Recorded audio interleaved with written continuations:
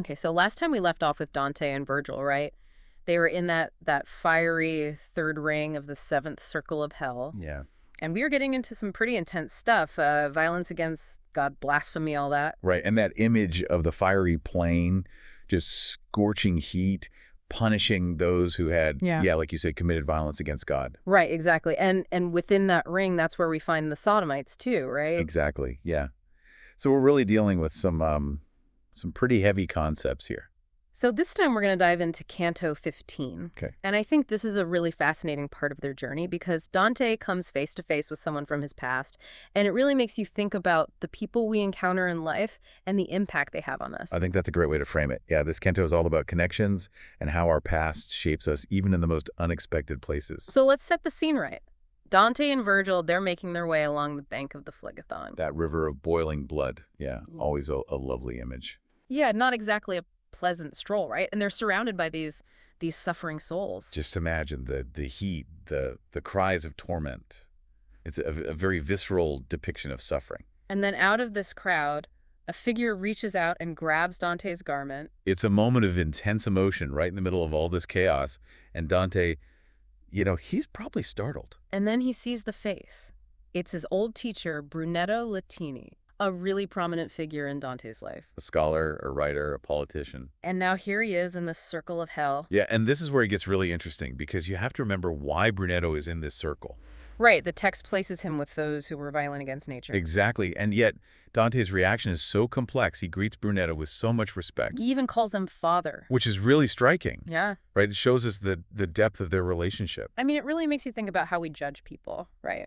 Absolutely, because on the one hand, Dante condemns the sin, but on the other hand, he still clearly has this deep affection for his former teacher. It's like he's acknowledging the good in Brunetto while also recognizing the gravity of his actions. It's a really nuanced perspective on morality, and one that I think we can all learn from. So then Brunetto shares this prophecy with Dante. Yeah, he foretells Dante's exile from Florence. And criticizes the Florentines for their ingratitude.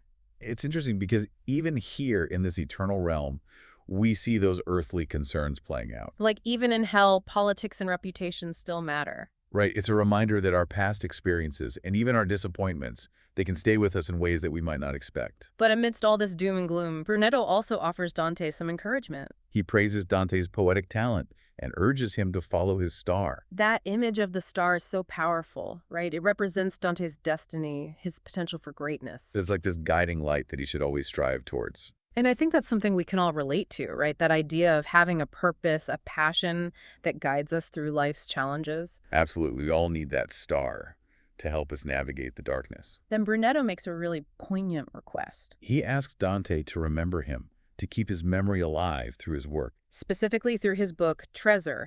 It's a really human desire, right? Even in this place of eternal punishment, he still wants to be remembered. It makes you think about the legacy we all leave behind. The impact we have on others and the stories that continue after we're gone. And then in this really vivid image, Brunetto has to leave. He compares himself to runners in Verona's green palio. So even in damnation, there's still this sense of movement, this striving. Like he's still running his race, even in this eternal realm. So as we step back and look at this encounter as a whole, what can we take away from it for our own lives? Well, first, I think it's a reminder that moral judgment is complex. We can't just label people as good or bad, right? Exactly. Everyone has their own story, their own struggles. And we need to be able to see the nuances in people. And appreciate the good they bring to the world, even if they've also made mistakes. I think it also highlights the importance of remembering those who have taught us. Like Dante honoring Brunetto, even though he's in hell. Our teachers and mentors, they play such a crucial role in shaping who we become. And we should never forget their contributions. And then there's that idea of following our star. Staying true to our values and pursuing our passions no matter what obstacles we face. Like Dante, even in exile, he continues to write his epic poem. Right. It's about finding that inner compass and letting it guide us through life. And we should also consider the legacy we're creating. How do we want to be remembered? What impact do we want to have on the world? And finally, I think this canto reminds us that personal integrity can exist even amidst societal corruption. Like Dante, even though he's surrounded by all this sin and suffering, he still holds on to his own moral compass. He doesn't let the darkness around him extinguish his own light.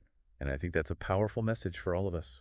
So as you move forward in your own journey, think about that star that guides you. What are those non-negotiable values that you hold dear? And how can you actively pursue them in your life? And reflecting on Dante's complex relationship with Brunetto. How do you reconcile your own judgments of others with the value they may have brought to your life? It's a question worth pondering. Thanks for joining us for this 15th deep dive into Dante's Inferno.